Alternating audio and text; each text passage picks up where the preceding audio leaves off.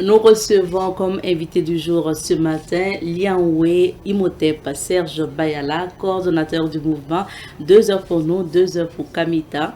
Avec notre invité, on va parler de l'actualité, surtout de cette guerre au niveau donc de l'Iran.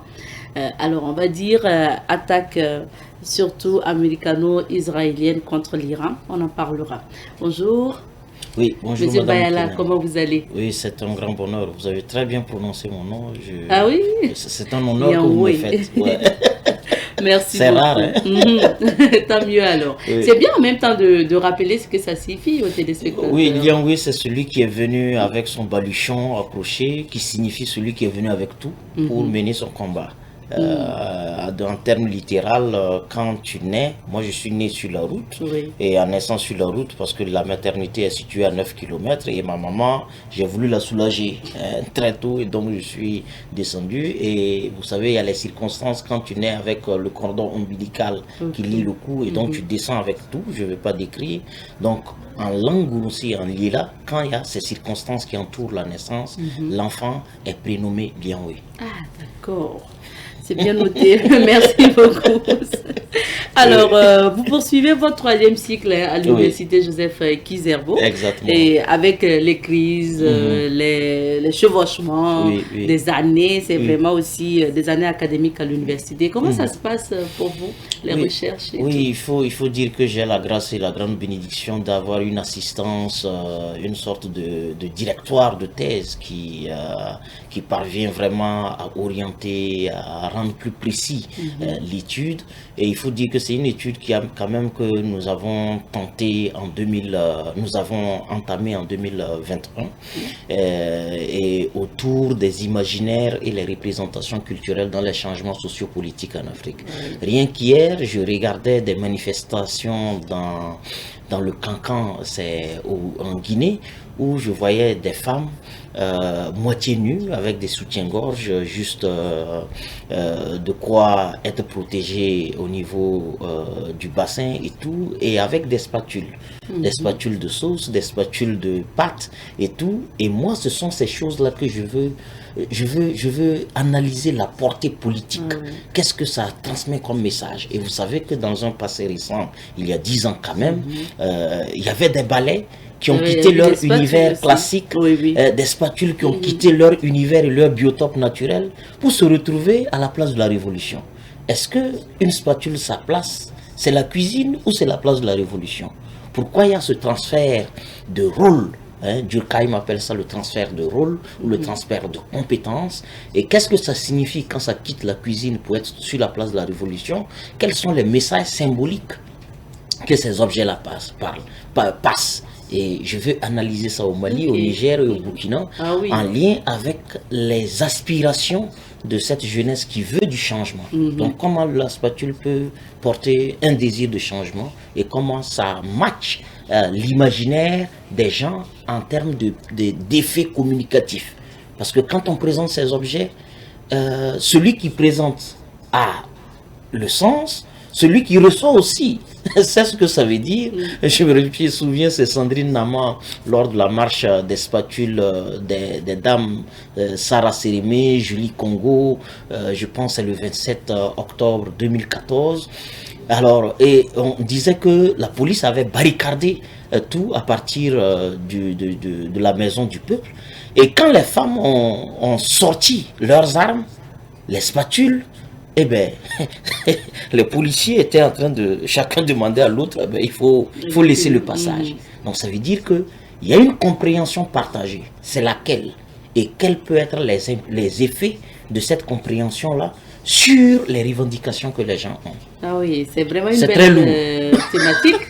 On vous souhaite beaucoup d'inspiration et on a hâte de voir les résultats de ces recherches. Surtout que ça va prendre en compte le Burkina, le Mali et le Niger. Je dirais que je suis l'ancêtre de l'AES scientifique. Ah oui. Parce que c'est 2021. 2021, avant même la concrétisation et la création de l'AES. Oui. On a hâte de voir la soutenance de... Voilà. Oui, merci bien. Alors, question d'actualité pour poursuivre, Monsieur Bayala. Les États-Unis ont envoyé un émissaire pour échanger d'ailleurs avec le ministre des Affaires étrangères burkinabé. Il a parlé de reprise normale de la coopération après un moment d'incompréhension entre les États-Unis et le Burkina. Quelle est votre lecture de cette situation?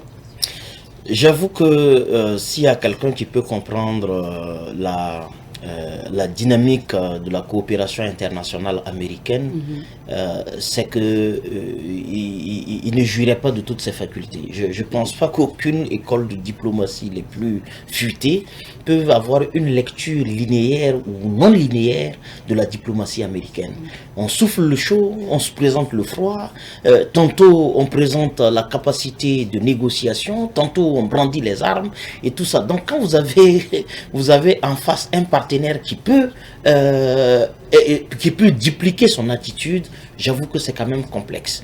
Mais ce que l'on comprend, c'est que les États-Unis voient le Sahel comme un enjeu à équidistance avec le monde entier. À partir du Sahel, tu as équidistance avec l'Asie, tu as équidistance avec les Amériques elles-mêmes, tu as équidistance avec l'Europe et avec le reste du sud de l'Afrique. Donc c'est stratégique par sa géographie, le Sahel. Donc le Sahel qui est présenté souvent comme un assemblage de sable dépourvu d'enjeux, d'intérêts, de quelque chose de précieux, est tout l'inverse parce que sa géographie offre à n'importe quelle entité qui le contrôle une capacité de contrôle et une capacité de dissuasion à travers le monde. Je pense que les États-Unis comprennent cela. Ensuite, les États-Unis se rendent compte que la France a mal joué le tournant entre souveraineté et continuité coloniale avec la France. La France, renfermée dans son orgueil colonial, n'a pas saisi l'opportunité de renégocier sa présence. Donc elle a été expulsée de l'AES et finalement cela crée un préjudice pour le bloc occidental. Et finalement, qui sont ceux qui sont le plus présents dans le Sahel? C'est la Russie, c'est les concurrents directs des États-Unis, les concurrents directs du bloc occidental dans leur globalité, c'est la Chine, c'est l'Iran, et ce sont ces nations qui avaient été mises à la périphérie, mais qui sont de grandes puissances. Donc les États-Unis comprennent qu'en tension, même s'il y a eu des couacs très importants, et parce que notre orgueil et notre arrogance ne nous a pas amené à ramollir notre regard vis-à-vis de ces Sahéliens-là, il est quand même temps de savoir tirer profit en revenant et en tentant de renégocier leur positionnement. Et je pense que c'est en réponse au fait que ces pays-là passent totalement ou basculent totalement vers Moscou ou basculent totalement vers la Chine ou l'Iran, qui sont les ennemis jurés de la diplomatie américaine, leurs adversaires les plus coriaces et les plus menaçants. Donc les États-Unis reviennent par la fenêtre pour négocier ce qu'ils avaient refusé en bombant la poitrine devant la porte, et elle a même trompé la France, parce qu'aujourd'hui la France est tout écœurée de voir qu'au moment où les États-Unis les ont poussés à quitter le Sahel en leur disant de rester sur leur position figée, finalement le partenaire qui les a conseillés à cette posture, lui-même revient par les persiennes et tente de souffler à l'oreille des diplomates du Sahel. Attention, nous on est là, on est capable d'avoir des partenariats équilibrés. C'est aussi ça l'hypocrisie et l'ingratitude en matière de diplomatie et en matière de rapports entre nations, pour dire que les rapports ne sont pas scellés par l'amitié, c'est scellé par les intérêts. Et les intérêts peuvent toujours trahir les amitiés. Les intérêts s'en foutent de vos amitiés, de vos liens sentimentaux et tout le reste. Et les États-Unis sont là, et je pense que ça donne une grande capacité à notre diplomatie collective haïtienne, qui est très offensive, qui est très éclairée et qui est très enclin des questions et des enjeux en cours en ce moment, de pouvoir tirer véritablement profit. Mais je voudrais aussi et surtout, je sais qu'ils en sont conscients, ce serait maladroit de penser que les États-Unis fondent leur diplomatie sur des principes. Ce serait une illusion et une erreur très grave. S'il y a des principes, il faut juste symboliquement y faire confiance, mais attention, il ne faut pas dormir sur la parole de l'Amérique. Elle n'a pas une parole d'honneur, elle n'a pas une parole digne. On sait qu'elle allait capturer Nicolas Maduro au Venezuela, alors qu'il y a plusieurs élections, et c'est des élections qui venaient même de se dérouler. Elle est en ce moment en Iran, en train de bombarder, de faire crépiter ses armes les plus redoutables, et en même temps, elle est au Sahel en train de négocier. Bon, c'est à cause de ça que je dis que s'il y a quelqu'un qui peut comprendre le fonctionnement de la diplomatie américaine, bon, c'est que c'est certainement un extraterrestre. Parlons justement de la guerre américano-israélienne contre l'Iran.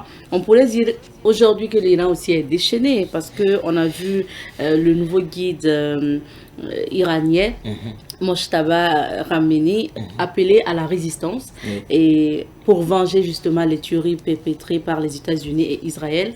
Est-ce que ça veut dire qu'on n'est pas près de la fin finalement?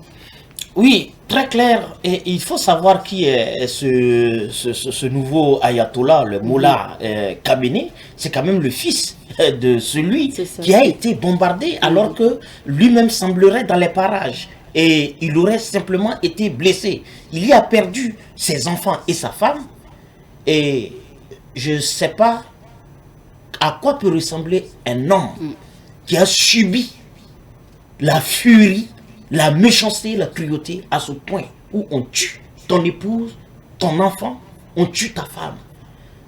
Et c'est pour ça que les États-Unis se sont lourdement trompés, comme ils en ont l'habitude, par l'enfumage de la démocratie, des droits de l'homme, de l'humanitaire, le même enfumage envoyé en Irak, en Syrie, au Pakistan, envoyé en Libye, c'est le même enfumage. La démocratie devient comme des outils de marketing qu'on présente pour être le prétexte par lequel on agresse une nation.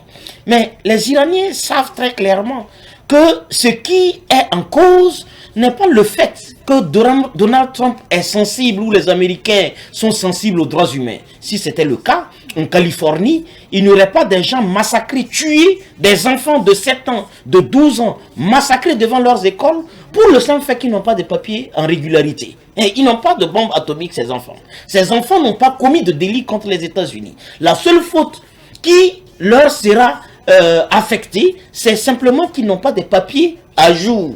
Et pour ça, les États-Unis tuent, ils massacrent, ils mobilisent l'armée collective dans des États, aux États-Unis là-bas. Donc s'il y a préoccupation en matière de respect des droits de l'homme, alors les regards devraient être orientés vers les États-Unis et tous les pays du monde entier devraient déployer des contingents armés pour protéger les populations civiles de cette armée ou de cette administration Trump qui agresse. Mais tout compte fait, nous savons que les motifs pour lesquels les États-Unis sont principalement en Iran, c'est la question énergétique. J'avoue qu'ils ne sont même pas capables de défendre l'idée ou la thèse selon laquelle c'est pour empêcher l'Iran d'avoir l'arme atomique.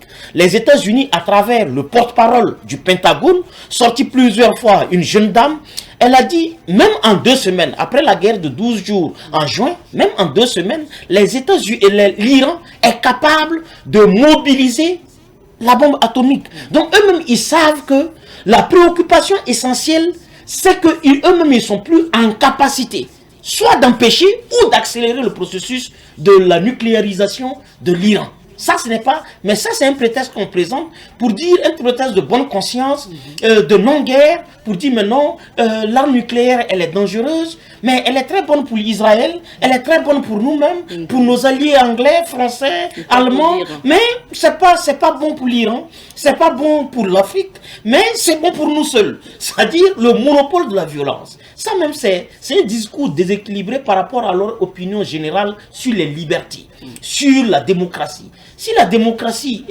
doit être la participation de chacun, on ne peut pas, au nom de la démocratie, créer un principe qui donne le droit du nucléaire à une catégorie de nations contre le droit du nucléaire à une autre catégorie.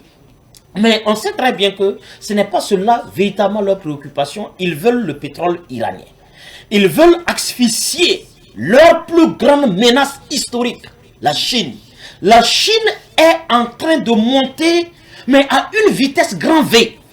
Et ça inquiète les entrailles et le fond des Américains. Il faut estomper ça en prenant otage, en mettant pied sur le pétrole iranien et en empêchant que ce pétrole soit fourni à des prix gracieux à la Chine, leur concurrent, qui menace de les renverser les années à venir. Et c'est pourquoi l'ayatollah fils, contrairement à Khamenei, contrairement à ce que Donald Trump avait pensé être des délais qui dépendent de lui, il dit que son opération c'est fureur épique, en pensant avec condescendance qu'il avait toutes les clés.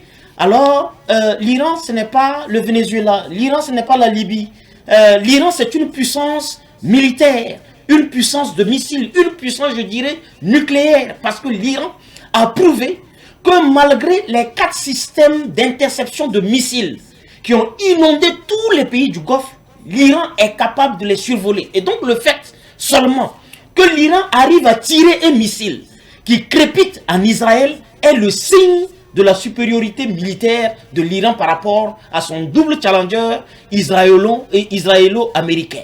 Parce que tout le système qui est déployé est censé empêcher toute forme de technologie de missiles. Mais ils arrivent quand même. Mais ils arrivent. Et ça, c'est le signe que l'Iran, qui fabrique plus de 238 000 ingénieurs par an, contrairement aux États-Unis qui en fabriquent 148 000, la Chine qui est vers 120 000, et ainsi de suite, on dit qu'il n'y a pas compétition. Je pense qu'il y a un prix Nobel de mathématiques qui est iranienne. Et elle a fait toutes ses études en Iran. Elle n'est pas sortie. Donc le niveau d'éducation en Iran est supérieur à celui de tous les pays du bloc occidental, les États-Unis en tête. Donc c'est un pays sérieux. Et aujourd'hui qui est en train de démontrer que on n'attaque pas impunément l'Iran. Et l'Iran, par sa riposte, à elle toute seule, elle tient à respect 2 puissances nucléaires, les États-Unis et Israël, mais en plus, elle tient à respect tout le dispositif américain qui avait inondé plus de 13 bases qui sont dans le Golfe arabique. Mais toutes ces bases ont été anéanties. Les systèmes de radar ont été anéantis. Les radars qui devaient voir les missiles arriver ont été bombardés. Finalement, les États-Unis sont aveugles. Ils mettent en insécurité tous les pays du Golfe, mais ils mettent aussi en insécurité leur allié, la Chine-Taïwan, parce qu'ils sont obligés de déplacer les batteries qui sont là-bas. Pour protéger la Chine, Taïwan contre la Chine populaire, ils veulent les déplacer là-bas. Et la Chine-Taïwan, à travers le journal, a quand même insisté sur la menace que ça projette sur eux. Cela révèle quoi? Contrairement à une certaine opinion france-africaine, parce que nous appellent des panafricains. Et nous, en retour, on riposte en disant que ceux qui nous disent ça sont des France-africains. Il est préférable d'être panafricain que d'être France-africain. Mais ils disent que le pire qui puisse arriver à un pays qui pense que la Chine et la Russie sont des alliés fiables, c'est de penser avoir un partenariat stratégique et que c'était une forme d'insécurité. Mais regardez les États-Unis qui ont garanti à l'Arabie Saoudite la sécurité, à l'Irak la sécurité, au Yémen la sécurité, au Bahreïn la sécurité, à Israël même la sécurité avec toutes les formes de dômes de fer. Tous ces pays ont été successivement frappés avec succès. Qui est incapable de protéger ses alliés?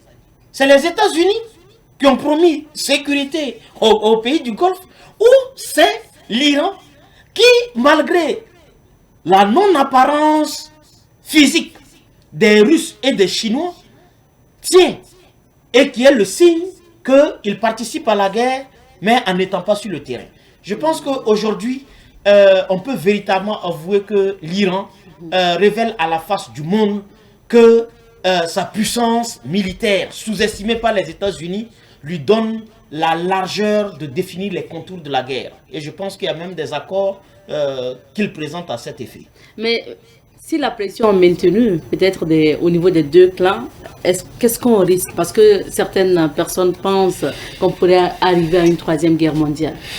Non, je pense que ça ne va pas arriver parce que l'humanité s'est beaucoup plus maturée. Aujourd'hui, personne ne veut risquer la violence. Personne ne veut risquer la guerre parce que en fait, ça fauche des vies inutiles, des vies mineures. Regardez ces grenades et ces bombes toxiques américaines qui sont allées se loger dans une école de gamins de 5 à 12 ans.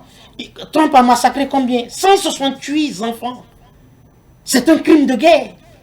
Et les autres nations consciencieuses qui ont la chance de ne pas avoir quelqu'un d'incertain à la tête de leur nation, comme c'est le cas aux États-Unis, sont très responsables et sont très mesurés, et y compris l'Iran. Regardez les cibles que l'Iran attaque en Israël et au niveau des pays du Golfe Persique.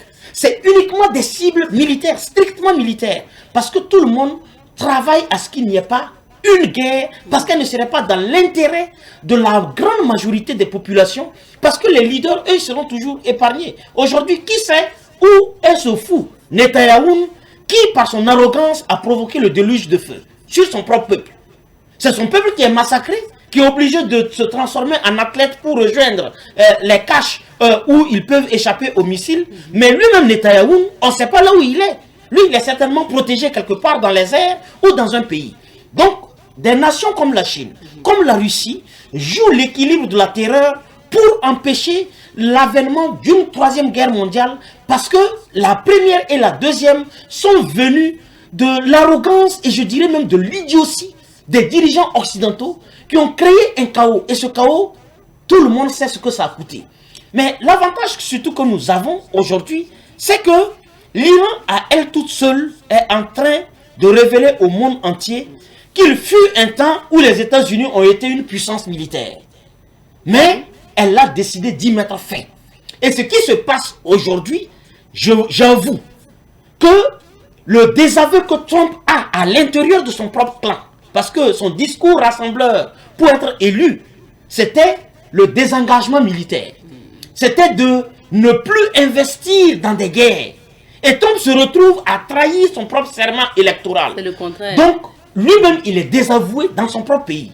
Ce qu'on appelle le Deep State, l'État profond américain, les Barack Obama, tous les gardiens du système, du mythe américain, sont choqués et bouleversés parce que Trump est en train de salir la réputation et l'image des États-Unis. On n'a pas vu des États-Unis agresseurs barbares faire recours à ce qu'ils appellent le yankisme ou la doctrine Moronwe, qui consiste à aller envahir qui on veut et ramener le principe de la loi du talion. Le plus fort écrase le plus faible, et le jour où quelqu'un d'autre est capable d'écraser celui qui était fort, ils le font. Est-ce que ce monde-là est viable? Est-ce que le Burkina Faso peut se lever aujourd'hui et aller écraser le Bénin ou la Côte d'Ivoire, au nom du fait que nous avons des armes qui nous le permettent? Est-ce que le Ghana peut se donner le droit d'aller écraser l'Algérie? Est-ce que c'est logique que moi, M. Bayala, dans ma famille, je décide, parce que j'ai des soupçons que dans la famille de M. Ouedraogo, je dis que les choses ne fonctionnent pas comme il faut, alors je crée un dispositif d'encerclement de sa cour et je décide de déclencher une attaque qui tue le chef de famille au nom du fait que moi, je ne suis pas content de la manière dont il gouverne sa famille. Si on répercute ça dans les quartiers, est-ce qu'il y aurait une seule famille qui tiendra? Donc ce principe-là, ce n'est pas un principe viable. Et c'est pourquoi ces nations sont là pour dire en même temps que c'est la fin du règne de l'hégémonie toute puissante des États-Unis. Et de toute façon, Trump avait dit qu'il avait 2 semaines. Bon, il avait dit 48 heures, ce sont 12 heures de plus. Après, il a dit une semaine. Après, il a dit 2 semaines. Et les Iraniens répondent que la fin de la guerre dépend d'eux. Le simple fait de dire ça montre de quel camp est la force. Trump a dit qu'il a détruit toute la marine iranienne. Il a détruit les lanceurs de missiles. Il a détruit tous les missiles. Mais avant-hier, leurs médias alliés disent qu'il y a eu une pluie de missiles sur Israël et sur les positions militaires américaines. Et les Américains sont obligés de déployer d'autres systèmes qu'ils avaient et d'envoyer un système à renfort. Ils sont en train d'envoyer un autre navire dans le Golfe Persique. Ça veut dire quoi? Ça veut dire qu'il y a, dans cette guerre, il y a un camp qui ment sans pudeur et il y a un camp avec modestie, tire la vérité et riposte avec fermeté et avec précision, et qui nous montre que finalement le camarade président Ibrahim Traoré a raison en disant que les faibles disparaîtront. Et nous avons intérêt à ne pas être faibles. Et nous, on pense surtout aussi aux conséquences de cette guerre-là sur les pays, que ce soit du Golfe, le monde, mais également aussi sur les pays de l'Afrique. Parce qu'on on parle déjà des coûts des hydrocarbures qui pourraient augmenter. Parce qu'aux États-Unis, on parle d'augmentation aussi de prix du carburant déjà, 9%, non? Alors, est-ce qu'il n'y a pas de risque que ça arrive aussi dans nos pays, là, qu'on on se lève un jour, qu'on dise que le prix de l'essence a augmenté et tout? Oui, il y a ces risques-là, il ne faut pas les esquiver. Parce que du fait de notre dépendance énergétique, si on avait un système de souveraineté énergétique, là, on pouvait dire, on pouvait se taper la poitrine. Mais malheureusement, on n'a pas préparé nos sécurités énergétiques. Dépendant de la fourniture énergétique extérieure, il est clair que le détroit d'Ormuz, qui aujourd'hui subit une sorte de filtration, soit quelque peu préjudiciable à des pays comme les pays africains, dans leur majorité qui dépendent énergétiquement de ces substances-là d'autres nations. Mais c'est aussi là qu'il faut saluer le courage de la rupture de certaines relations diplomatiques incestueuses, gagnant-perdant, que nous avons longtemps entretenues avec les pays du bloc occidental, mais qui sont aujourd'hui vomis et jetés aux gémonies du monde. Parce que finalement, ce sont ces pays-là qui auront une hausse vertigineuse des prix des hydrocarbures et de tous les produits afférents. Mais par contre, des pays par exemple comme les pays du Sahel, qui ont su avec clarté et lucidité amplifier leur coopération et leur diplomatie avec des pays comme l'Iran. Vous vous souvenez, quelques 3 jours avant le déclenchement des bombardements, une haute autorité, ministre d'État, ministre de la guerre, était en Iran. Et vous savez également que le département des affaires étrangères était à Moscou pour signer des accords très précis, 4 sur plusieurs plans. Je pense que cela, on sait que la Russie est très grande pourvoyeuse d'énergie, de pétrole. On sait également que l'Iran est grande pourvoyeuse. Et comme l'Iran contrôle par sa puissance militaire le détroit d'Ormuz et permet aux navires russes, aux navires chinois et aux navires alliés d'avoir accès au détroit, on peut dire que les pays qui sont sur le même alignement géopolitique que l'Iran peuvent ne pas subir frontalement le coût de cette guerre sur le plan énergétique, le coût des hydrocarbures. Mais tout compte fait, il y aura un choc. Il faut que les populations en soient préparées. C'est malheureusement en cela qu'on dit que la guerre, même si elle apporte des victorieux, elle est toujours perdante pour tout le monde. Est-ce que les alliances vont se recomposer forcément dans cette guerre-là? Est-ce que forcément on va avoir des blocs? Oui, très clairement, ces blocs sont, je dirais, en filigrane. Déjà dessinés? Oui, ça c'est dessiné. Vous voyez presque tous les pays occidentaux, même si certains dirigeants, comme le président d'Espagne, critiquent ouvertement le président Donald Trump et sa posture de Yankee dans le Golfe Persique, on voit quelque part que les élites françaises, Macron qui voulait envoyer un certain bateau, oui, c'est un navire de guerre, Charles de Gaulle, en direction du Golfe Persique, quand il a reçu quelques échos des drones iraniens, le grand navire Charles de Gaulle a fait un détour pour aller vers la Grèce. Ces gens montrent très clairement qu'ils critiquent de l'intérieur la posture américano-israélienne qui les expose et expose leurs faiblesses, qui étaient jusque-là non connues. Les gens pensaient quelque part que le mythe de la puissance militaire occidentale était une réalité, mais par cette guerre, on découvre que c'était des dômes en papier, des dômes perforés qu'ils avaient et qui n'ont aucun système de sécurité à leur échelle. Mais tout compte fait, tous les pays occidentaux, l'Allemagne en tête, soutiennent les États-Unis. Et donc ce bloc-là est presque très visible. Les pays d'Amérique latine, comme Cuba, comme le Brésil, comme la Colombie et certains autres pays, quand vous regardez, vous sentez que ces pays-là, et le Venezuela y compris, vous sentez que ces pays-là sont contre l'agression systématique de l'Iran. Et donc ils prennent par effet cause pour l'Iran. Nul à dire par rapport à la Chine, qui continue de fréquenter le détroit très miné et très contrôlé par les forces, les gardiens de la révolution iranienne, et aussi les Russes, et aussi une certaine puissance comme le Pakistan, comme l'Inde, je pense que ces gens-là sont en train de se reconfigurer autour de l'Iran. Même si c'est pas dit, même si c'est pas dit, même si c'est pas officiel, on sait que par exemple au Sénégal il y a par exemple un bicéphalisme. On a un Diomaye qui condamne l'Iran, qui riposte aux attaques subies et qui attaque les pays du Golfe. Et vous avez un Sonko qui lui indexe l'agresseur. Vous avez un Diomaye qui prend pour... Même au Sénégal actuellement, il y a un bicéphalisme au sommet de l'État. Oui. Là, on peut dire qu'il y a une incertitude. Mais pour les pays du Sahel, même s'il n'y a pas un communiqué officiel, on sait de quel vent, vers quel côté le vent sahélien souffle. Et on sait que des puissances comme l'Afrique du Sud, c'est une puissance qui s'aligne dans le cadre des BRICS, derrière la Chine, la Russie, le Brésil. Et le président Ramaphosa était avec le président brésilien Lula tout récemment. Et ça faisait partie des questions qu'ils évoquaient. Mais en reconnaissant que le droit international est aujourd'hui menacé par les États-Unis qui pensent qu'au nom de leur puissance militaire en papier ou en caoutchouc, là, ils peuvent menacer et intimider tout le monde. Alors, en le disant comme ça, ça veut dire que, tacitement, ils ne se reconnaissent pas dans le bloc occidental. Je pense que ces blocs-là sont perceptibles et une reconfiguration du monde est en train de se faire. Et je pense que les BRICS vont jouer une sorte de bouleversement géopolitique, un tournant qui va amener le droit international à être sécurisé, non plus par une forme d'unipolarité, mais par une garantie de multipolarité.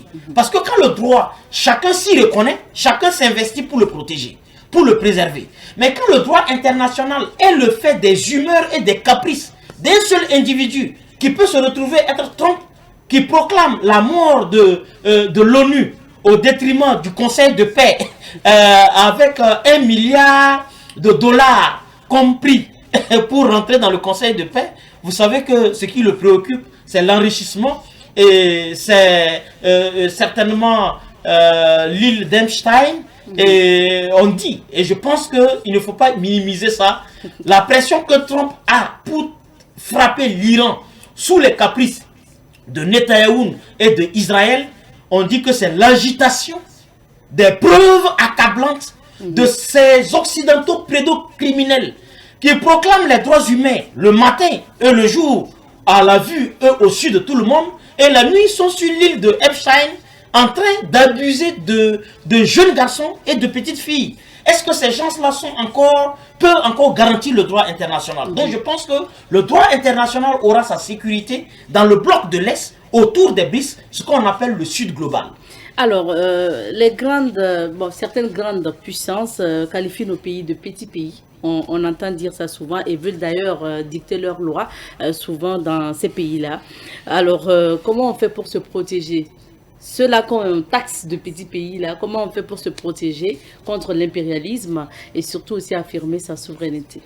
Oui, je pense que la protection vient du fait qu'on doit décomplexer un concept. La militarisation. Il faut décomplexer ça. Aller de façon discrète ou de façon ouverte vers des choix militaires et des choix tactiques très forts et très décomplexés, parce que finalement, les faibles, s'ils remettent leur sécurité à la démocratie, aux droits de l'homme, aux élections, ils peuvent organiser les élections chaque semaine. Si ces élections font des victorieux opposés aux intérêts occidentaux, alors ces élections seront remises en cause et les victorieux bombardés. Les États-Unis, le bloc occidental, utilisent la démocratie et les droits de l'homme comme un cheval de Troie pour violer la souveraineté et l'intimité des peuples. Il faut que cela soit clair pour nous et que nous mettons à l'abri de ce chantage malsain. Nous blinder contre ces concepts en ayant des choix politiques très clairs. Le Burkina Faso, c'est la révolution progressiste populaire. Nous l'assumons. Il a son ancrage démocratique et notre perception de la démocratie, telle que la démocratie française est différente de la démocratie anglaise et la démocratie américaine différente de la démocratie canadienne.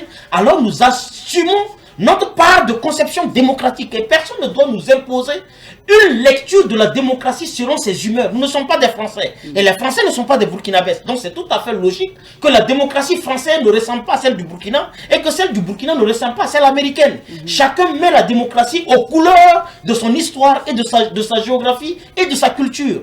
Mais c'est surtout, pour sécuriser tout ça, il faut s'armer. Il faut s'armer le matin, s'armer à midi et s'armer le soir et entre minuit et le petit matin, s'armer encore. Je le dis de façon décomplexée parce que si ce n'était pas ça, qui aurait préservé ou protégé l'Iran?